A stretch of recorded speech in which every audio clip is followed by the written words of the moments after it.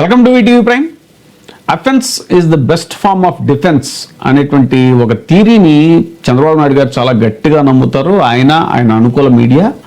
ఎందుకంటే మనం చాలాసార్లు చూసాము, ఎదుటి వాళ్ళు తమ లోపాలని ఎక్కడైనా ఎత్తి చూపే లోపే తమ లోపాలని తమ యొక్క వీటిని ఎండగట్టే లోపే, అటాక్ చేసే లోపే వీళ్ళే రివర్స్ లో అటాక్ చేసేయటం అనేటువంటిది ఈ థియరీ యొక్క మెయిన్ కాన్సెప్ట్ అనమాట.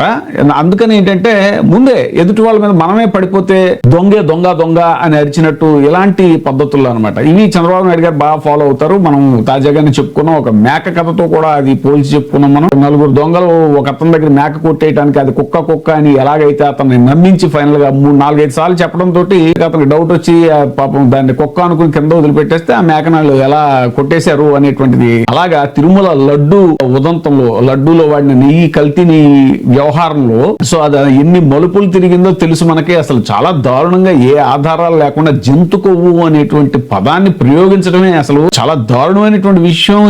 కోట్లాది మంది హిందువుల మనోభావాలు, వెంకటేశ్వర స్వామి యొక్క భక్తుల మనోభావాలు దారుణంగా దెబ్బతీసిందే కాకుండా నిస్సిగ్గుగా మళ్ళీ లేదు అది కల్తీ జరిగింది, లేదు అది కల్తీ జరిగింది.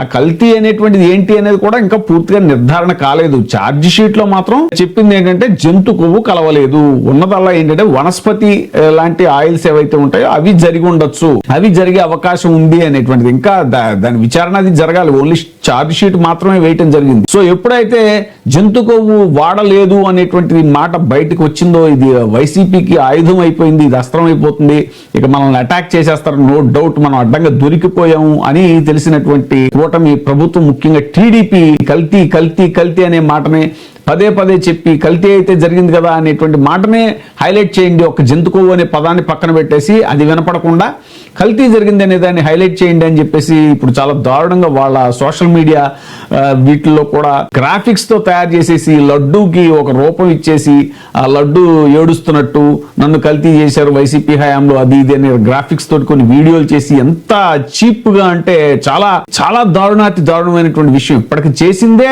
చాలా పెద్ద డ్యామేజ్ హైందవ సాంప్రదాయానికి. చాలా పైగా సనాతన ధర్మం అని అంటారు పవన్ కళ్యాణ్ గారు. ఆయనేమో మళ్ళీ చాలా దారుణంగా ఈ లడ్డూల్ని అయోధ్య కూడా పంపించారు. ఆయన మళ్ళీ ఇంకా ఒక అడుగు ముందుకేసి దాంట్లో పంది కొవ్వు కలిసింది, చేప నూనె కలిసింది, అది కలిసింది, ఇది కలిసింది అంటూ చాలా దారుణమైనటువంటి మాటలు మాట్లాడుతూ 1 lakh లడ్డూస్, 1,00,000 లడ్లు ఇలా బీఫ్ తోటి, పిగ్ ఫ్యాట్ తోటి, ఫిష్ ఆయిల్ తోటి కలిపిన లడ్డు 1,00,000 లడ్లు కొన్ని శతాబ్దాలుగా అయోధ్య రామ మందిరం కావాలని చాలా ప్రతిష్టాత్మకంగా తీసుకుంటే దానికి కూడా తిరుపతి లడ్లు టీటీడీ లడ్లు అది అయోధ్య దాకా లడ్లు చేరాయి అని ఆయన చెప్పడం. అసలు ఇది చేసింది కాక ఇప్పుడు అడ్డంగా దొరికిపోయి ఎక్కడ ప్రతిపక్షాలే కాదు, అటు వామపక్షాలు, ప్రజా సంఘాలు, హిందూ సంఘాలు అందరూ కూడా చాలా దారుణంగా అటాక్ చేస్తున్నారు దీని మీద. ఏంటిది ఇంత దారుణమైనటువంటి విషయం? వెంకటేశ్వర స్వామి భక్తుల మీద ఇంతటి ఘోర అపచారం తలపెడతారా?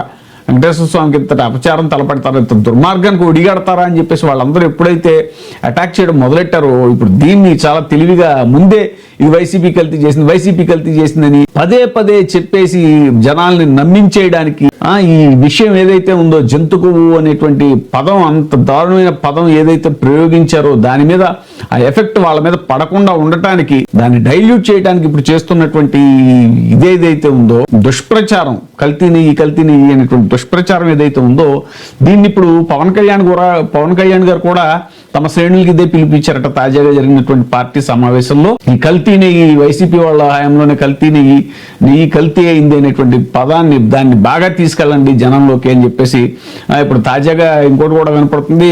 ఈ టీడీపీ వాళ్ళు, మరి కూటమి నేతలు వీళ్ళు ఏంటంటే తిరుమలలో కూడా బ్యానర్లు కట్టారంట నెయ్యి కల్తీ అయింది అనేటువంటిది విషయాన్ని. ఏంటంటే ఇప్పుడు స్లోగా ఈ బ్యానర్లు తర్వాత వైసీపీ వాళ్ళే కట్టించారు అనేటువంటి ప్రయోగాన్ని కూడా చేస్తారు. అలా కూడా మలుపు తిప్పుతారు దాన్ని.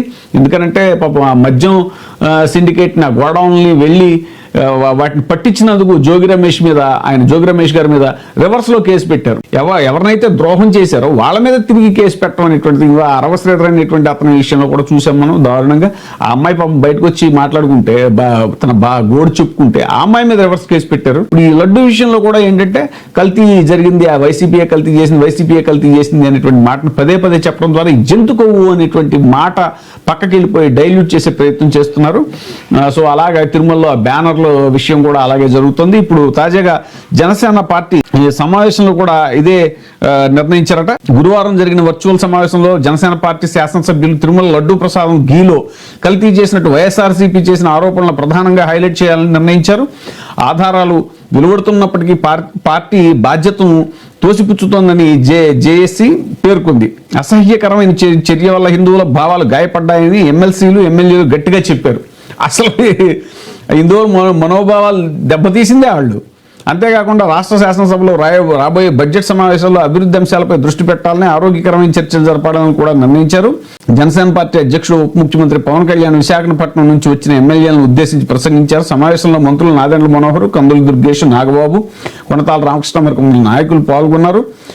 మనోహర్ ఎన్నికైన ప్రతినిధులను ఉద్దేశించి ప్రశ్నలు వేసే ముందు అంశాలను బాగా అధ్యయనం చేసి శాసనమండలి మరియు శాసనసభలో వివరణ కోరాలి అని సూచించారు. ఎమ్మెల్యేలు, రైల్వే కోడూరు ఎమ్మెల్యే అరవ శ్రీధర్పై వచ్చిన ఆరోపణలు కూడా చర్చించారు. 3 సభ్యుల విచారణ కమిటీ నిర్ణయం వచ్చే వరకు ఆయన పార్టీ కార్యకలాపాల నుంచి దూరంగా ఉంచాలని నిర్ణయించారు. అలాగే జేఎస్పీపై జరుగుతున్న ఆపాదిత దుష్ప్రచారాన్ని ఎదుర్కోవాల్సిన అవసరం ఉందని కూడా నొక్కి చెప్పారంట. ఆపాదిత దుష్ప్రచారం చేసేదే వాళ్ళు వైసీపీ మీద, మళ్ళీ వాళ్ళకెవరో ఆపాదిస్తారంట దుష్ప్రచారాన్ని.